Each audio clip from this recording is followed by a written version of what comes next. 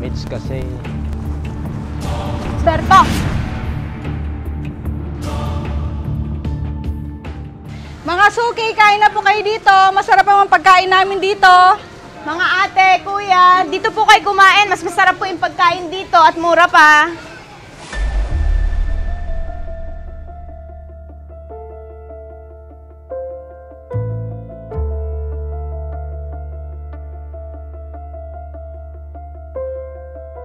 Nagutom na ako ah. Ang sarap dito. Uy, kuya, dito na kayo kumain. Pogi, dito ka na lang kumain sa amin. Mas masarap yung mga pagkain namin.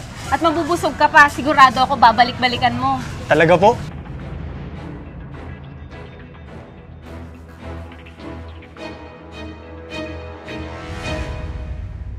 Ano?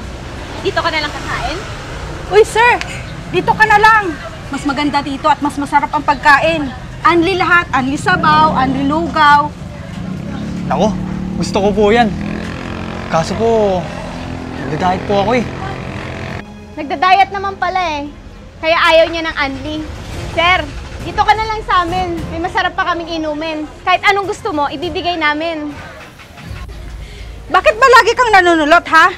Nandito na nga siya, hinila mo pa? Aba? Bakit? Naka-order na ba siya ng pagkain? Di ba hindi pa?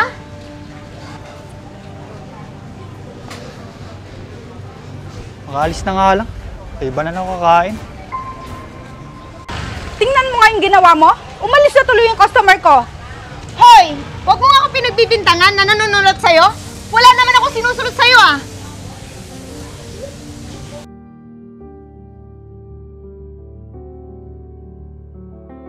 Ang kapal din ang mukha mong itangge na wala kang sinusulot sa akin. Bakit? Wala naman talaga.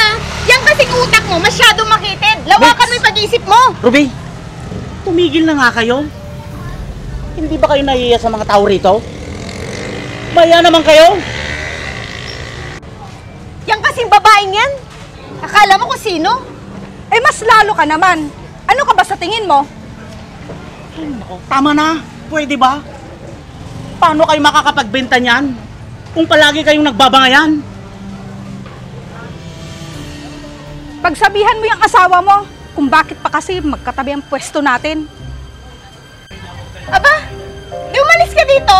Ako yung naunang kumuha ng pwesto dito. Tapos, gumaya ka lang? Ikaw ang nauna? Eh matagal na ako dito?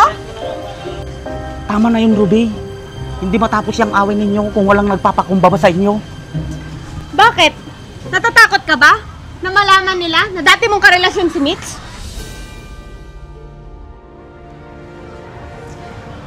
Akala nyo ba nakalimutan ko na yon? Matagal na panahon na yun, Ruby. Paulit-ulit na lang ba tayo? Nakakasawa na. Hindi ako magagalit kay Mitch. Kung sinabi nyo lang sa akin ang totoo. Inilihim nyo sa akin lahat. Ang tagal na nun. Bahala ka na nga! Berto! Berto, saan ka pupunta?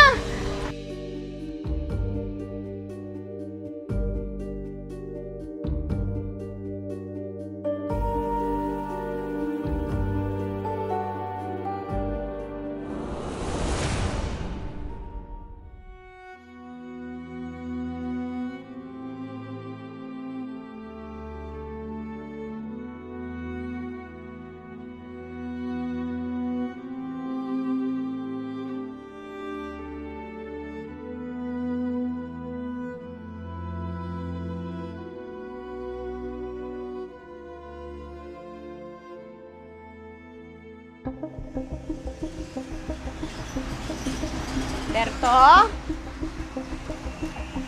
Berto? Berto? Ano kaya yun? Berto? Humanda ka, Berto.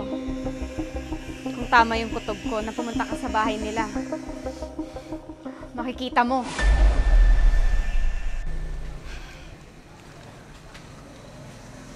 Ay, nakakapagod.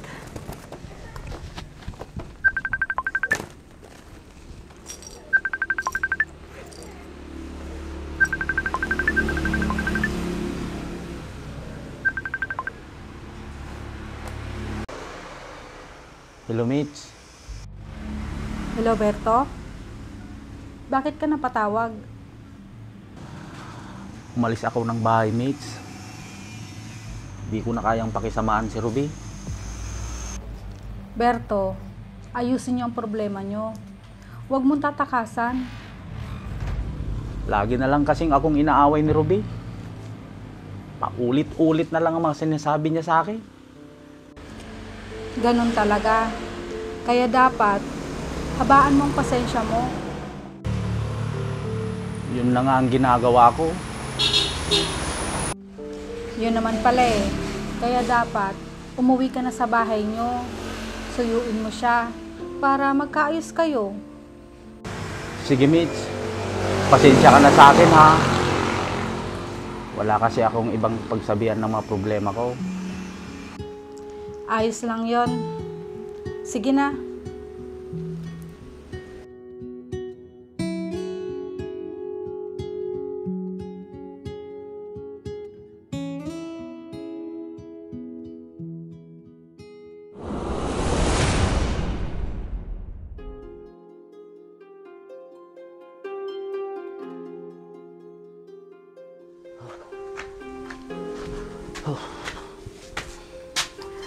Berto!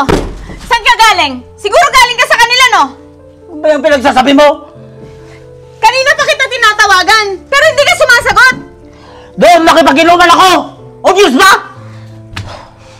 Pwede ba, Berto, huwag ka magsinungaling? Diyan ka na nga! Berto, huwag mo akong tatalikuran! Diyan ka na nga!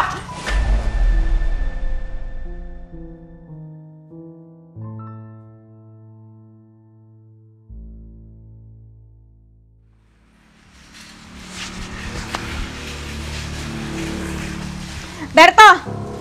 Aalis ka na ba? Hindi ka man lang ba magpapaalam?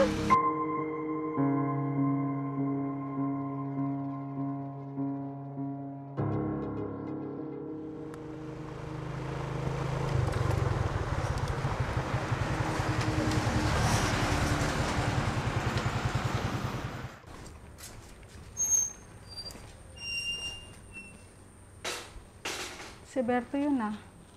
Bakit kaya siya nandito?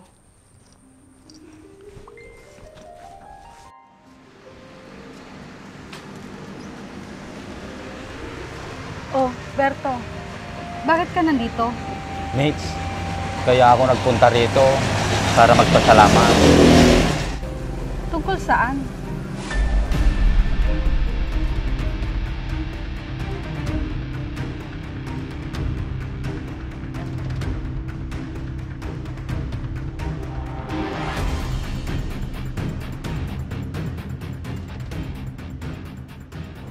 Tungkol kahapon, nung tinawagan kita,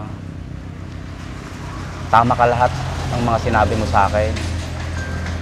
Kaso, hindi ko pa kayang suyuin si Ruby at ayusin ang mga problema namin. Tama ka, Berto. Para hindi na rin nag-iisip ng kung ano ang asawa mo.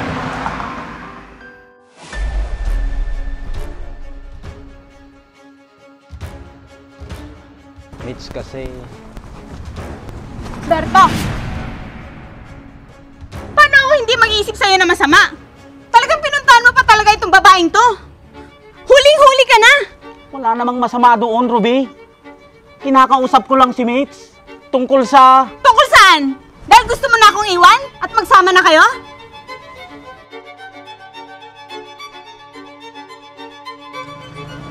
Ano na naman ba yung iniisip mo, Ruby?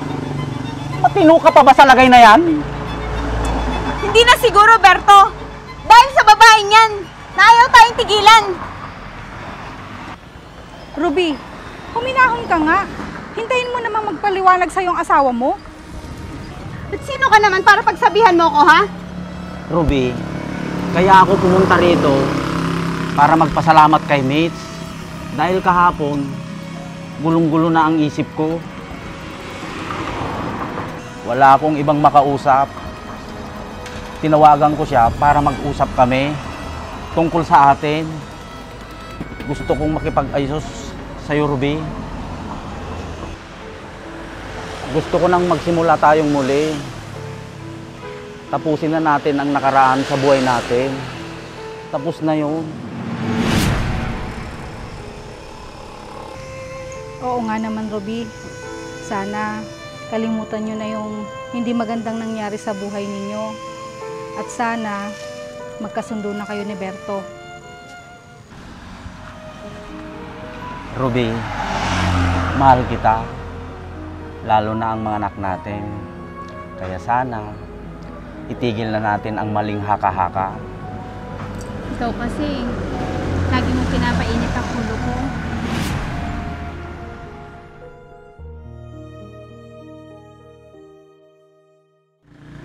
Tama na yung init ng ulo na yan. Maging masaya na lang tayo. Ayaw ko rin naman talaga na nag-aaway tayo palagi. Lagi mo na lang akong pinag-iinitan. Siguro, talagang dalalaking yan ng pagtanda mo. Ano sabi mo? Narinig ko yun, ha? Ang sabi ko, umuwi na tayo sa bahay. Pupunta muna ako sa pwesto para magbukas. Ay nako, pagbigyan mo na ako. Bukas ka na magbukas. Naku, alam ko yung nasa utak mo, ha?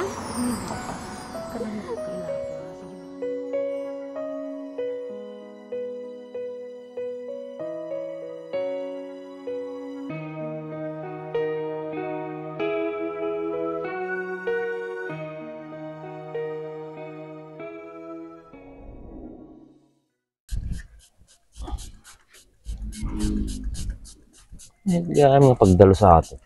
Nakinis eh. Una yung boy. Nagkinis mo't yung nagkintamati ka din naman. Kaya gumgamit tamit ha. Ito ni, GR4 Extreme Degree, sir. Mahit nga pangikat ti ko ata. Ito mangkin nga grasa. Mabalik mo Tamlay. lang ang dilugan ko ha. Nagdalos ni. Maya nagsilingay.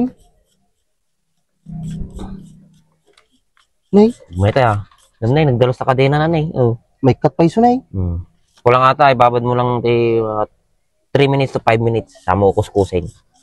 May cut no kan. Tam ni, nagdalos ni. Terus kan pa iso nay. Kapag kanino motor ato eh. Kanyak ah. Kaya motor mo ay. Pahatak ko na kung pagbayad ko. Sayang ay. Nagkalas mo na din sukat mo. Di ba alay, basta tumaray. Sa bagay ah. Oh, nagkinis yun, nagsilingin na eh. Kung pa'y makita mo lang yung nakadagrasa na ah. Kita man eh. Pagagatangan nga ikasta. Di TikTok, Lazada, Shopee, da. Mabalin ang gurdura na may salang. Bale, basta pagbayad mo. Ang gurdura ito mga raw, gamitin mo di ka din ah. GR4 degree sir. Oh, Kita mo na eh. Magmayat buya na yan. Dalos ni. nagkinis na rin na eh.